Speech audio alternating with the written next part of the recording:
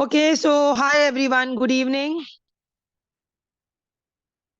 Today we are going to discuss a very interesting topic.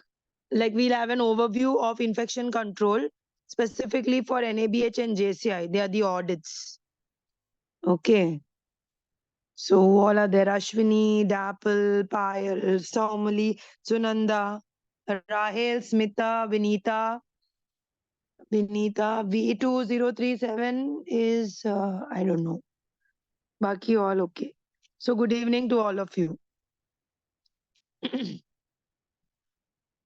So, whenever there are few people who already are in infection control departments, so you will know about the standards. Okay. So, these standards are divided into the following. Which are they? HIC means hospital infection control. Okay. HIC 1, HIC 2, HIC 3. HIC 1 will be the infection control manual. So, if you are ever working or going to be working infection control team, these are the things that you have to focus on. Okay. Geeta is V2037. Great. Okay, great. Good evening, Geeta. So HIC 1 is infection control. Then HIC 2 is infection control manual. So what all your protocols, SOPs, everything. Yeah, Vinita also. Good evening. Everybody has certain SOPs and all. All that will come under your infection control manual. Okay, each procedure, what you're supposed to do. Then HIC2, that is infection control measures. Okay, what standard precautions, what you're going to do in isolation protocol, how will you do the disinfection, all that comes under the measures. Then BMW, that is biomedical waste management. This is the summary of the standards which you have to focus on. Okay. Now, what is the intent of HIC? So NABH hospital infection control chapter. Chapters, I hope all of you are familiar with the word called as chapters. So whenever a hospital goes for an audit, you have chapters in each area. Okay. So there is AAC, then there is HIC, there's for HR department, there is something for nursing department. So now we are looking at HIC. So like that you have chapters, and one person has to all can hear. Please check again. Check again. Huh. So what we have to do is, like, suppose you are working as a head of a particular department, then you will be considered as the chapter champion of that particular chapter. Okay. Only those who are working in this formulatory committee, this group, this audit committee will know about all this. Okay. So that is chapters. So NABA chapters aim at for this HIC effective infection control program. Why we have all this constant audits, new protocols, re-revision of hand hygiene. It is continuously done for the continuous improvement, eliminating the risk to patients also, the visitors also, and the providers of healthcare. That is all of you. Measures and actions taken, and to reduce the hospital-acquired infection, an action plan to control any kind of outbreaks, which is very so important. You know, the recent outbreak was the COVID with different variants, how it happened, what all the hospitals had to do. Okay. Now, HIC 1. In that, what all comes? So, when you are responsible for working in the quality department or HIC department, you have these points like this. Initially, when I had gone through this, I used to not understand only what am I supposed to do. When I was working in my previous hospital, there was a big bundle for NABH, JCI audits, and we'll be like, what is this HIC 1A, HIC 1B, HIC 1C? So now you go through this, okay? Now some of you also may be wondering, what is all this? What is HIC 1 say? These are your standards. Okay, the audit committee, that is NABH, JCI, they are giving these standards. What we have to do now, each point ke liye we should have a something written and documented in our SOP. That is what the whole catches about. So the first HIC1, the hospital has an infection control manual which is periodically updated and conducts surveillance activities. From this one statement, what you can understand, each hospital should have an HIC manual. And if you go to see, all the NABH accredited or JCI accredited hospitals definitely have HIC manual. Okay. But which is periodically updated. Matlab 2015 May you might have got one HIC manual and 22. Now it is 24, 2024. Still, if you are using the same manual without updating even one or two points, it will be a major non-compliance, major NC.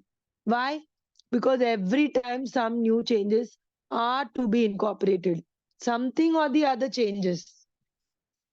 If nothing, color of the bag of waste management will change. Something has to change.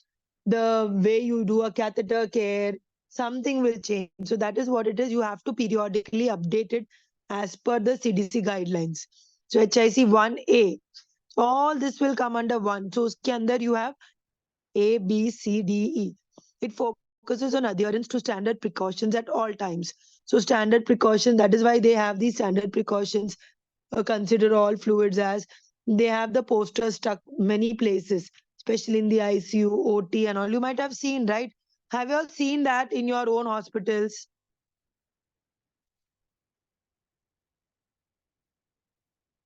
Have you all seen?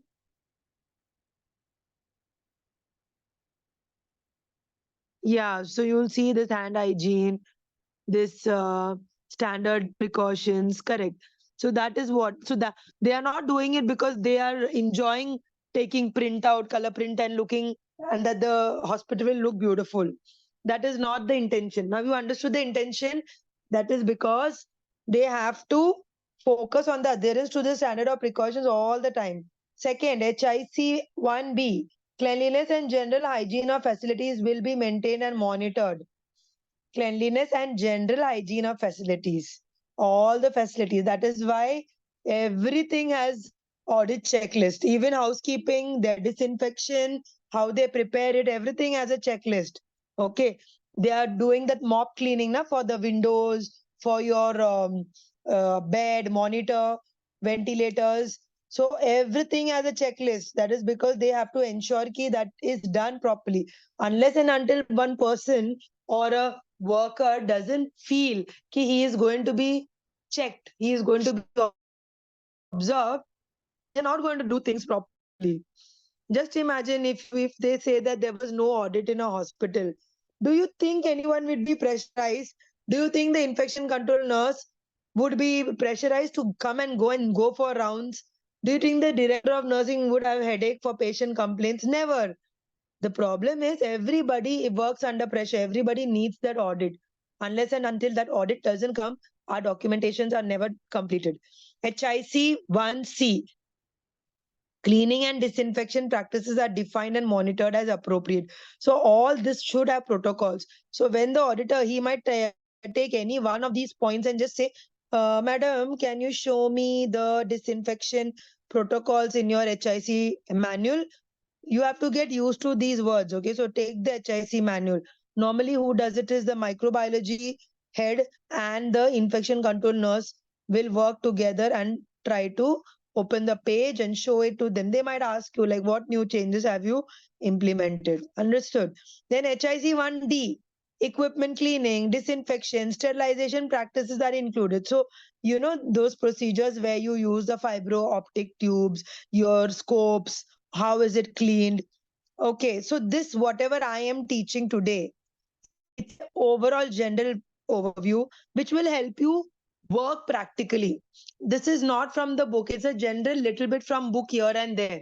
Okay, so as you all know, the Friday lectures are more of practical oriented lecture. That is Friday 5 p.m. Every Friday, one Friday there's infection control, one Friday quality, one Friday Six Sigma. And the Saturday lectures which Anishma ma'am takes, she is going to go through the book picture. Okay. So whatever I am talking to you, that will help you for your practical journey. So now when you come across an infection control nurse or a microbiology head person, they will they're asking audit. So when an audit comes, you will have a clearer understanding. Oh, this is how they question us. This is what happens. Okay. It's more of a practical oriented session. Yeah. That is why you will not have page numbers. Normally, book picture, when I take, I don't have PPTs. I am going to only talk to you all. So this is not from the book, so I'm keeping a PPT. Okay. Then comes laundry and linen management. So all these topics are actually there in your textbooks. Little by little is given. Okay. So laundry and linen management, just suppose you have an infected case, totally infected, contagious disease. When that person's hygiene needs are met, morning sponge is given. That bedsheet and patient uniform and all is not going to be sent in the common laundry bag. You are going to pack it in another separate red bag or yellow bag as per your hospital protocol, label it and send it in the chute. So that is segregated in such a way that there is no infection to the other laundry. Understood? So laundry also has a separate SOP. Okay. Standard precautions. Standard precautions are what? The infection prevention practice that apply to all patients, whether you are infected or not infected. So your hand, gloves, mask, and gown, wherever required, regardless of whether the patient is infected, you have to follow the standard precautions. So standard precautions are very important for every patient. Okay. Then infection prevention practices. What are some of these topics? All you have already heard, but we are going to revise. Hand hygiene, all of you should understand. Whenever you are working as a staff, you might be getting irritated when someone comes for hand hygiene and all. But the fact is, unless and until people don't seriously do hand hygiene, there's a high risk for cross contamination. We don't understand that. We just think, Harry, I just want to finish off my work fast. But no, you all have to be sensitized. That is why they keep on. It's not that you don't know hand hygiene, but then they keep on taking hand hygiene training because auditors keep asking, where is your hand hygiene training documentation? That's why infection control nurses are, they themselves are bored of taking this topic, but still they have to do it. Then PPE, personal protective equipment. Because many times, even after the rules are made, people don't use PPE. Sometimes hospital does not have adequate PPE. There is extreme shortage. Have your hospitals experienced shortage in PPE? I mean, not during COVID times. Now, any of you, do you all experience shortage of PPE now in your specific departments? Okay, no, very good. Okay, great. There are like some government hospitals where this can be there. Private sectors, definitely they cannot. Xiaomi, yes, yes, ma'am. So which hospital? Yours is private? Yeah, so government hospitals, some of them have this, we can see. So why I ask you all questions is because we have students from all different countries also, different states also. So we get different answers also, and that helps you all understand better. Okay. So how many of you are bored of listening to hand hygiene topic in your own hospitals? Raise hands.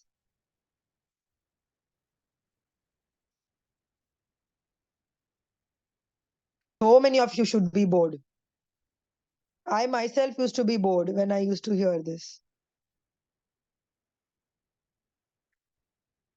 So no one is bored. So this is the thing. Yeah, it is boring. It's very boring. But now you understood there is no option. It has to go on. Okay. So infection control practices.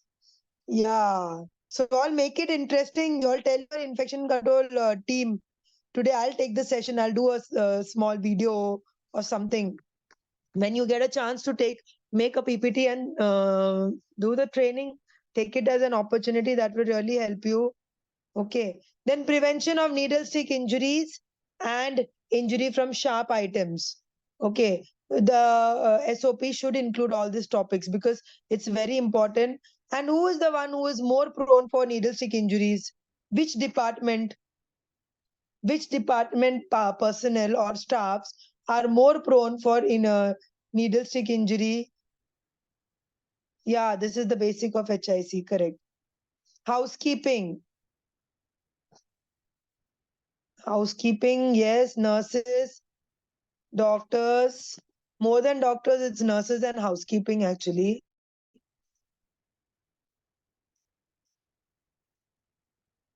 BCC, what is that? Phlebotomy, yeah. What is BCC?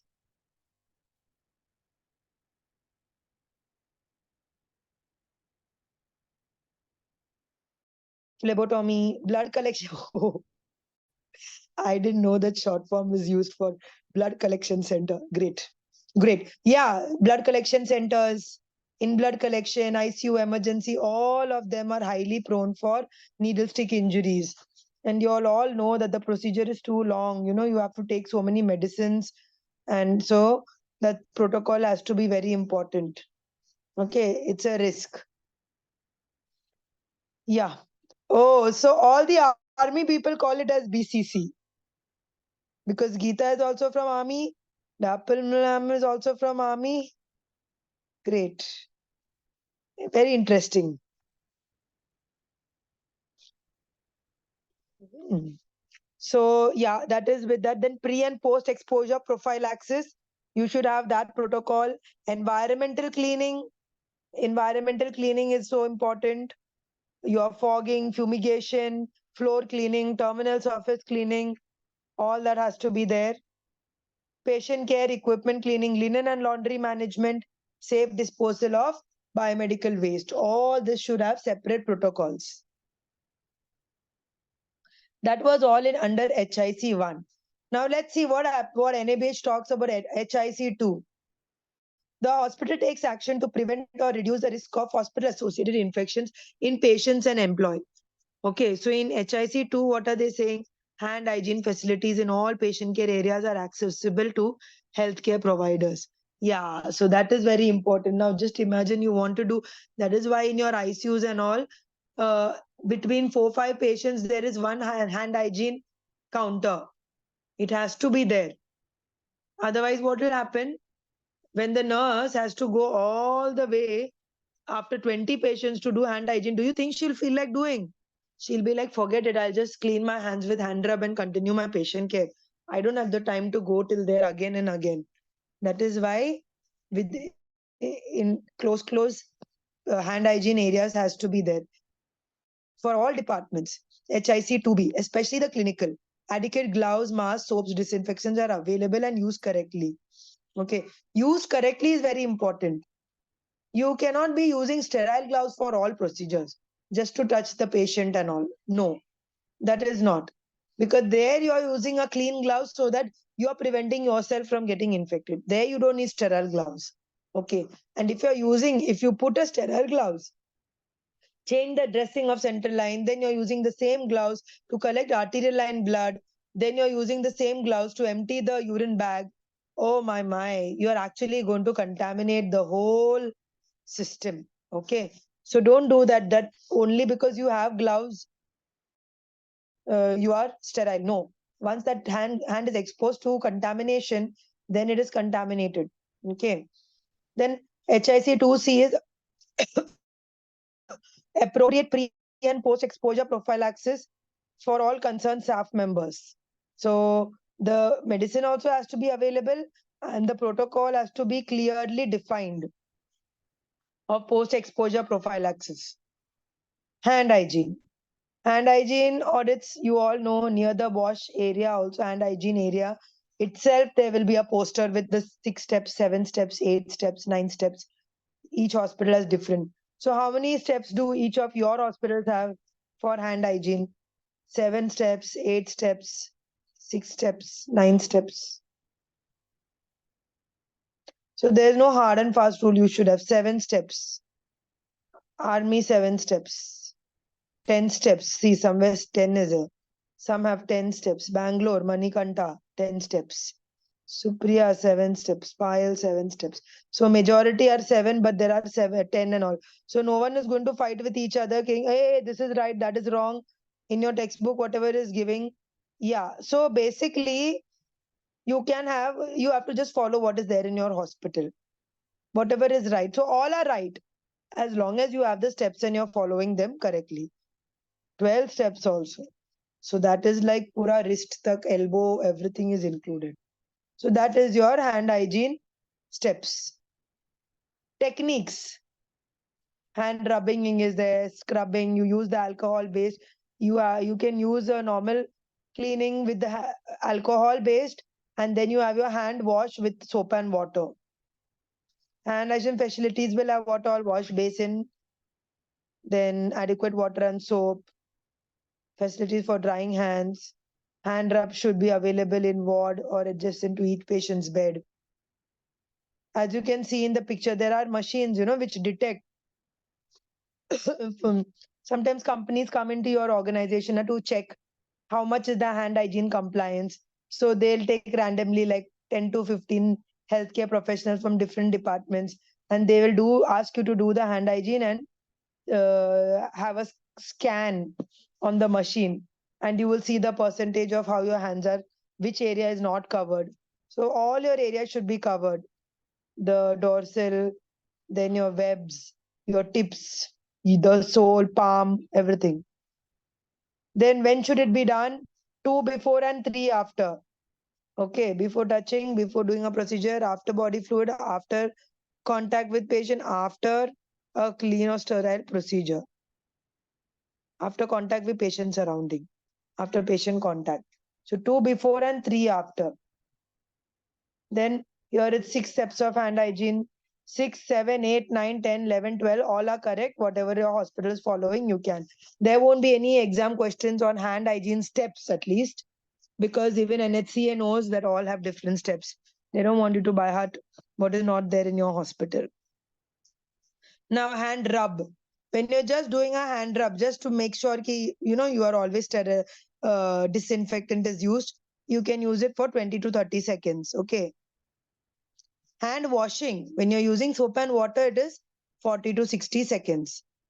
But when it's an operation theater, when the surgeon does, that is going to be 2 to 5 minutes. Okay. Now, all of you might have undergone a hand washing audit. Okay.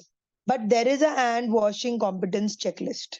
Now, suppose you are in the Department of Infection Control and they tell you to create a form of hand washing or hand hygiene checklist. Always remember, don't put too many points into any checklist. The more points you put, the more you have to analyze, the more you have to see.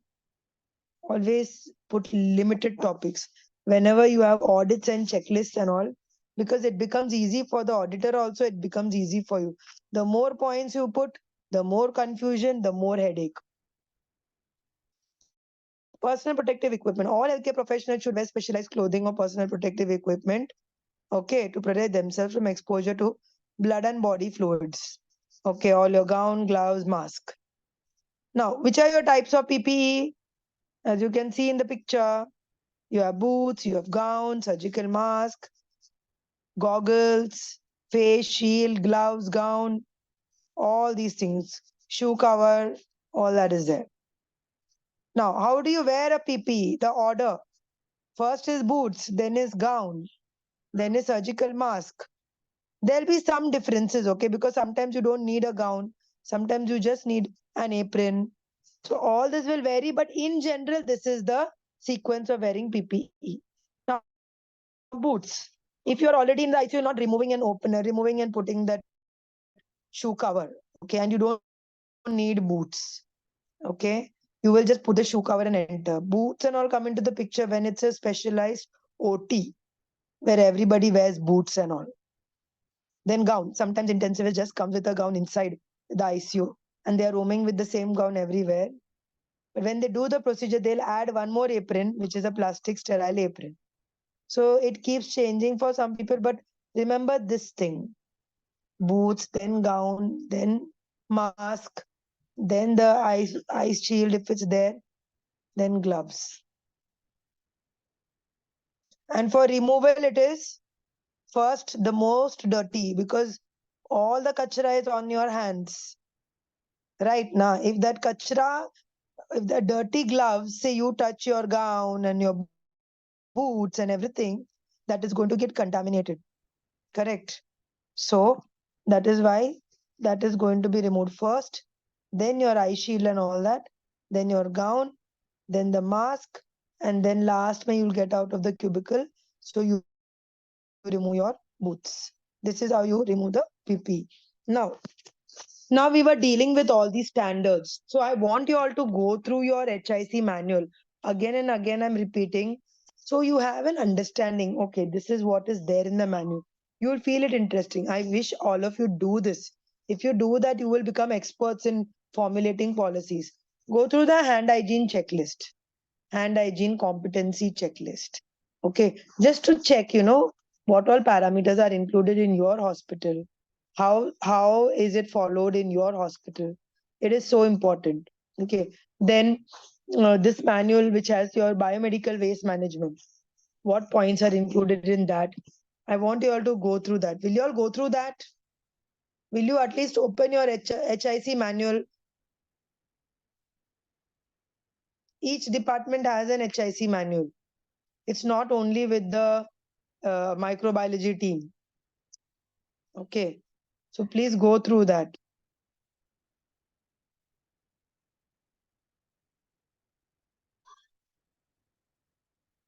So once you read that, you will have an understanding. And now your target, your goal should be, whenever anybody gives you, like suppose a hospital is starting, a new hospital, and you have been recruited to that particular organization. Okay, so you have to start everything new.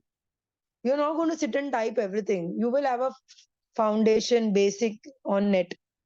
If you just download HIC manual, you will get so many. And in that, so skeleton you will get on the net. Okay.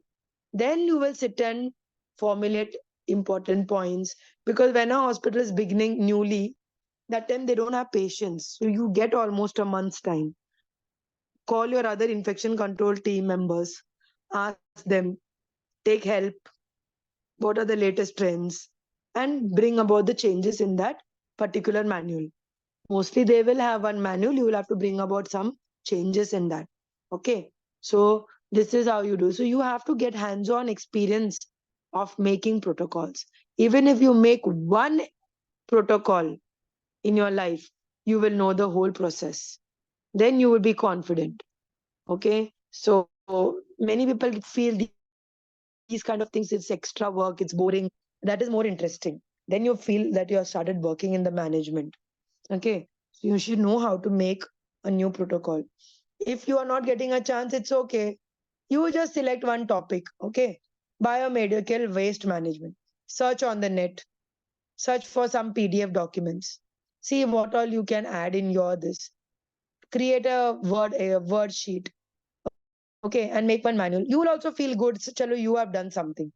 You're not showing it to anybody. It's just for you. Or just try making, yeah, like an innovation. Or just try making a hand hygiene competency checklist at home one day when you are free. Just make one. You have so many samples on the net. Take any three, four, select only what is required, make small ones, don't make too complicated ones, and just prepare that so you feel good. Yeah, I have prepared one hand hygiene competency checklist. So these are some small things which is so easy and which are so helpful that will really help you in the long run. All right. So I think we should end in this removing this. Now we covered so many topics like today. So 1 second. We did all the HIC 1, 2, and 3. Uske andar what all points come. Then we went through hand hygiene, the techniques of hand hygiene, hand washing. Actually, if you open your textbooks, your first 20 to 25 pages are all includes all these topics. Now, when you read, you will find that your book is interesting.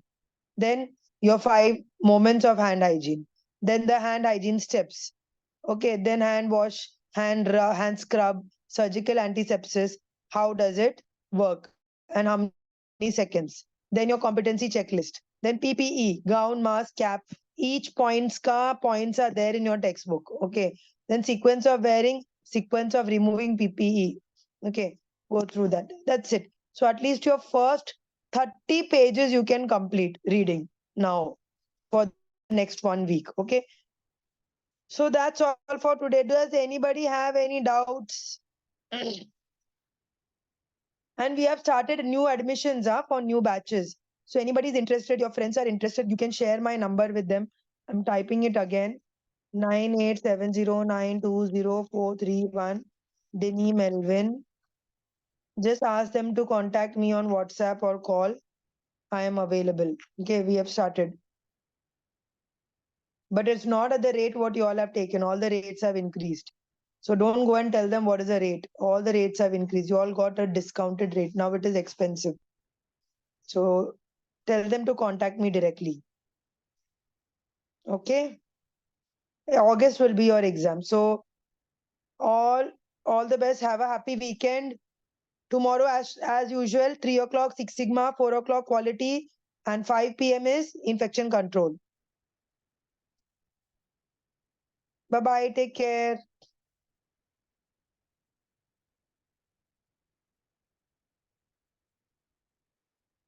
Thank you, everyone. Welcome.